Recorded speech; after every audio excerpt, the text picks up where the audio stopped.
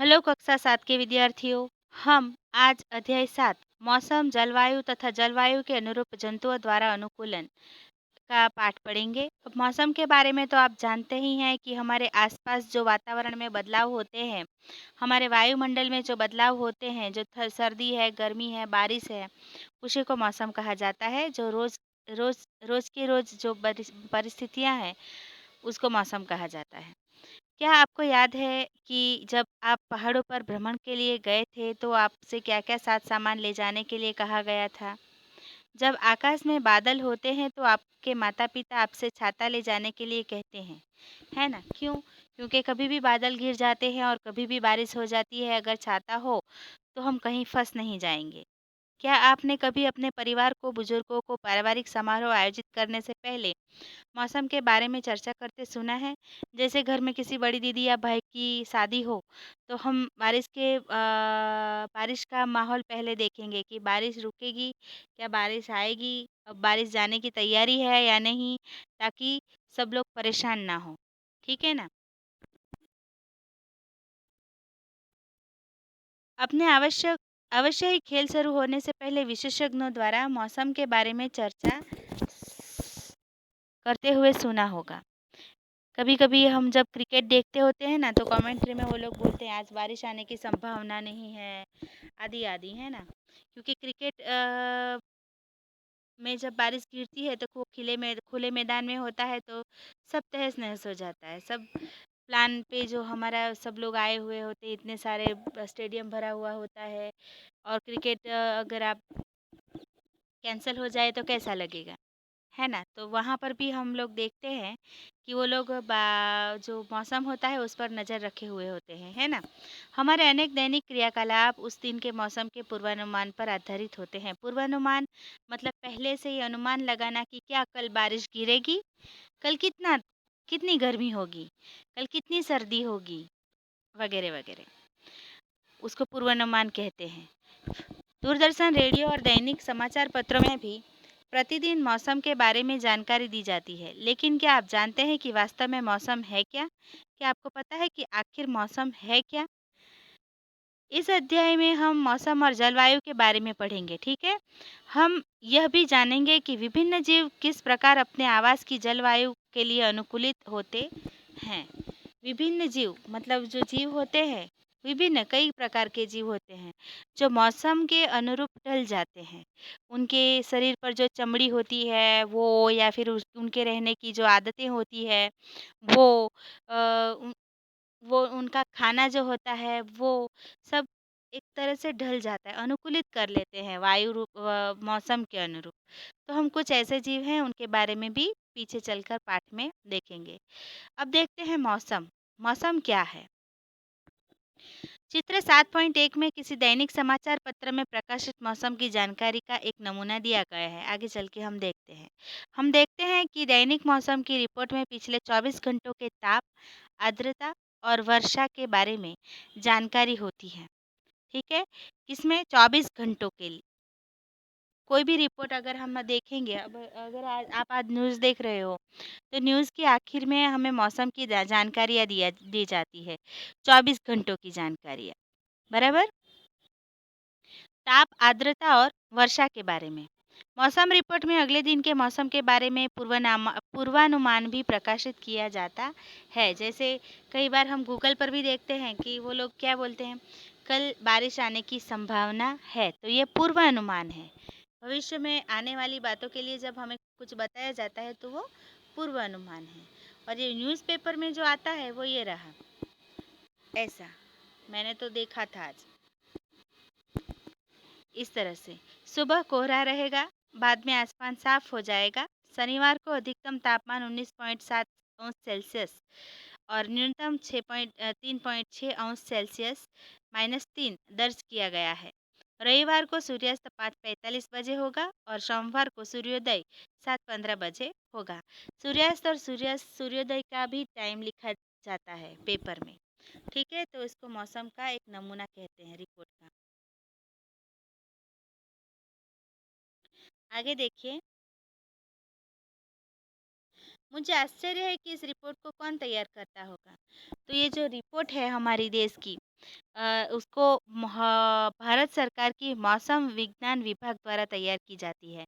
ये आपको परीक्षा में भी पूछा जाता है कि मौसम की रिपोर्ट कौन तैयार करता है? तो भारत मौसम विज्ञान विभाग द्वारा तैयार की जाती है। यह विभाग प्रतिदिन विभिन्न स्थानों से वहाँ के ताप, पवन वेग आदि पर आंकड़े एकत्रित करता है और मौसम के बारे में पूर्वानुमान लगाता है। ठीक है? किसी भी क्रियाकलाप 7.1 किसी भी समाचार पत्र से पिछले एक सप्ताह के सभी दिनों की मौसम की रिपोर्ट काट लीजिए।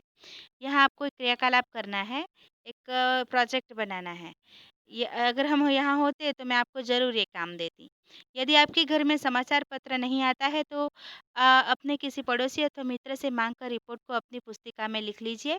आप पुस्तकालय से भी मौसम की रिपोर्ट एकत्रित कर सकते हैं।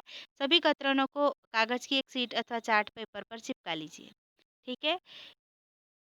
अब सारणी 7.1 में आपने द्वारा एकत्रित की गई मौसम संबंधी जानकारी को नोट करनी है। अपनी सहायता के लिए पहली पंक्ति में एक नमूना दिया गया है। सारणी के लिए कॉलमों को अपने चार्ट के अनुसार आंकड़े लिखने हैं।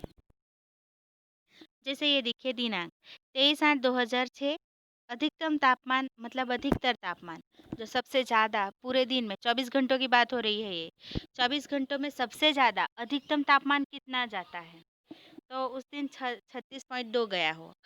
પછી न्यूनतम तापमान बाद में न्यूनतम तापमान देखा गया जो सुबह सुबह होता है तो वो 27.8 डिग्री।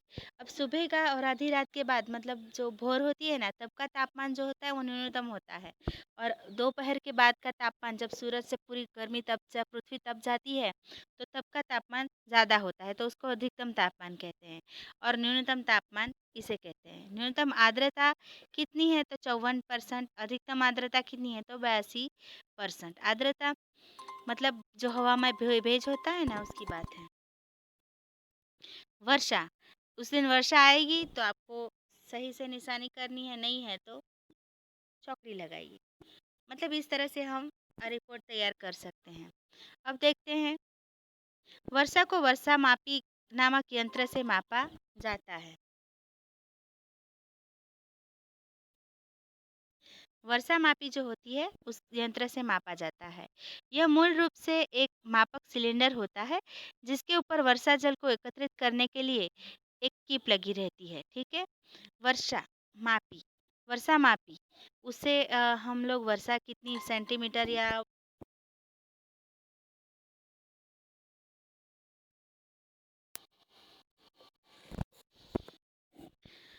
तो वर्षा मापने के लिए कौन सा यंत्र इस्तेमाल होता है वर्षा मापी का। ये एक मूल रूप से एक सिलेंडर होता है। ठीक है? कभी देखेंगे हम उसका चित्र भी। क्या आपके द्वारा बनाई गई सारणी के अनुसार सभी 7 दिन अधिकतम और न्यूनतम तापमान आर्द्रता और वर्षा के माप समान रहे? नहीं, कभी नहीं रहते क्योंकि मौसम हमेशा बदलता रहता है। हाँ, ऊपर नीचे होता रहता है, थोड़ी ऊपर नीचे, लेकिन एक जैसा तो नहीं होता।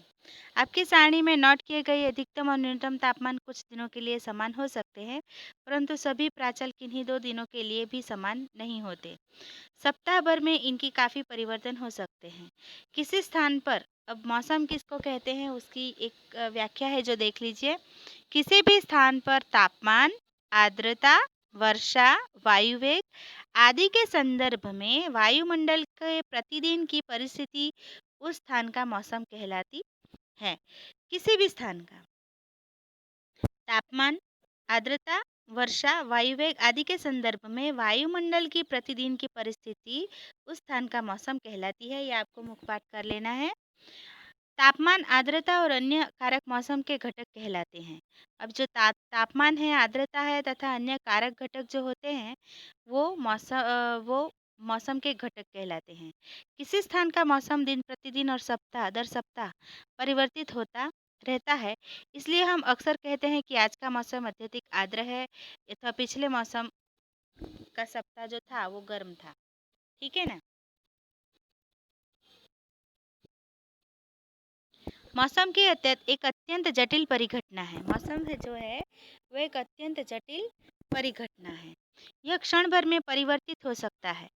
कभी कभी हो सकता है कि सुबह के समय धूप निकली हो लेकिन अचानक ही बादल आ जाएं और तेज वर्षा होने लगे।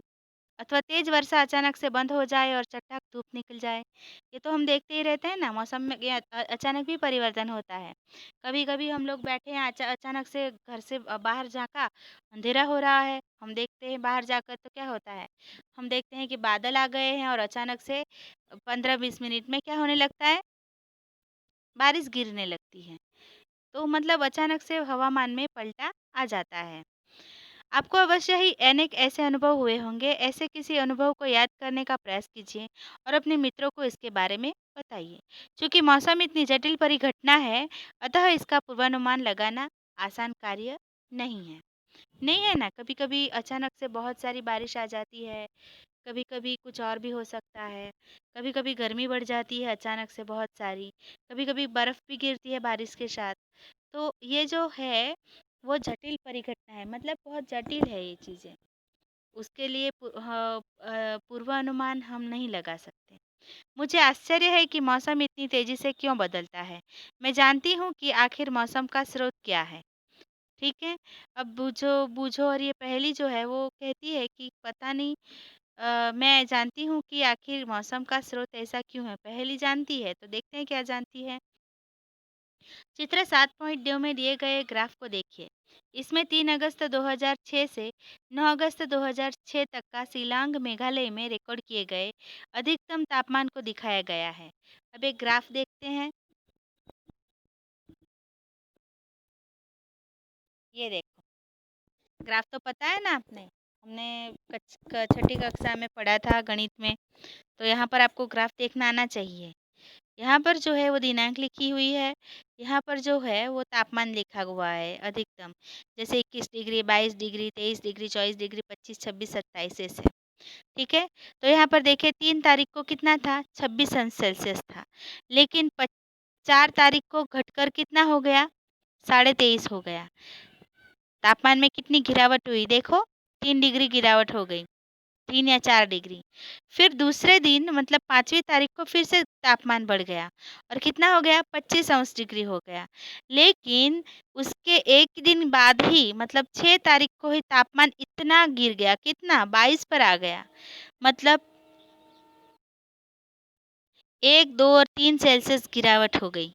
देखो, और फिर से दूसरे दिन बढ़ गया इतना 26, साढ़े 25 तक। ठीक है? और 20 फिर से 8वीं तारीख को घट गया, कितना हुआ? 23, 23 अंश सेल्सियस पर आ गया और दूसरे दिन वापस से बढ़ा। मतलब एक दिन तापमान घटा, दूसरे दिन बढ़ा, दूसरे घटा, बढ़ा, घटा, बढ़ा, घटा, बढ़ा। मतलब कितना फेरफार हुआ, देखा आपने?